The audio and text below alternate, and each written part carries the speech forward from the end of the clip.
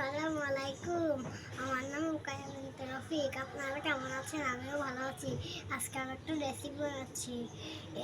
সেটা হচ্ছে তালের বড়া। প্রথমে দিয়ে দিচ্ছি লবণ, প্রথমে নিয়েছি নারকেল, তারপরে নিয়েছি চালের গুঁড়া, তারপরে নিয়েছি চিনি, তারপরে নিয়েছি সামান্য একটু লবণ, তারপরে দিয়ে দেবো, এটা দিয়ে দেবো।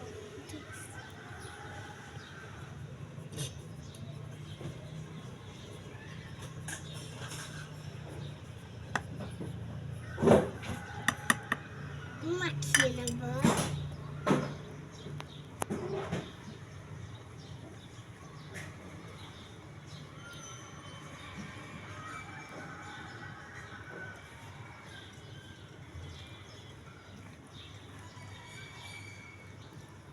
এটা সুন্দর করে মেখে নিয়ে তারপরে কি করবে মা?